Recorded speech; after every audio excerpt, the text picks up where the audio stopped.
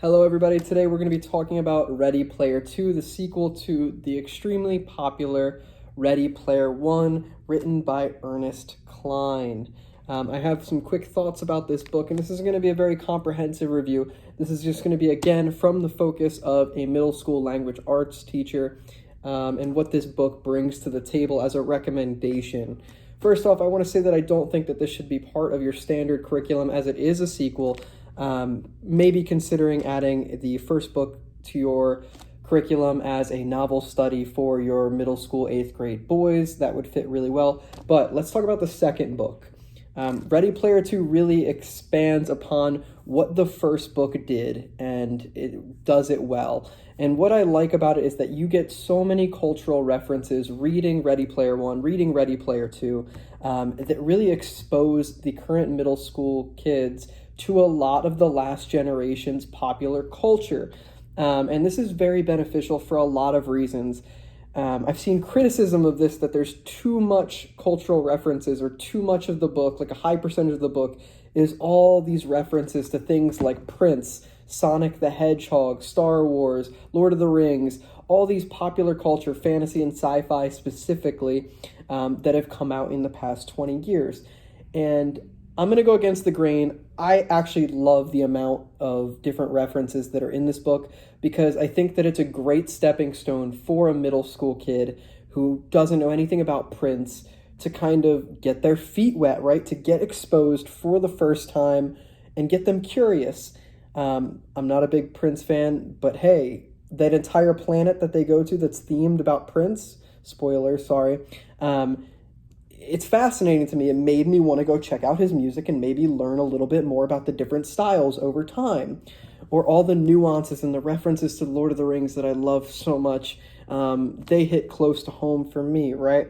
So I think that this book has something for kids who are already familiar with those genres in the past 30 years, but it also might expose them. I like to consider this book a gateway toward a lot of possibilities, and that is one thing I really liked about it. There was also potentially some criticism. Let's talk about from a gender standpoint. Does this book depict men and women in ways that we want to portray them, that are realistic to society? Do they behave normally?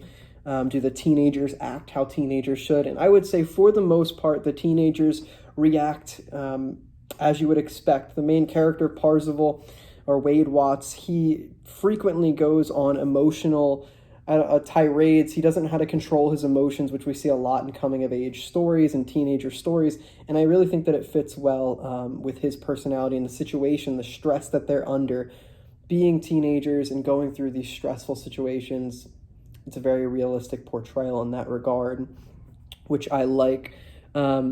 One consideration, though, with that aspect of things is that this is a book about the internet, being on the internet in a way that we don't even have today with virtual reality, right?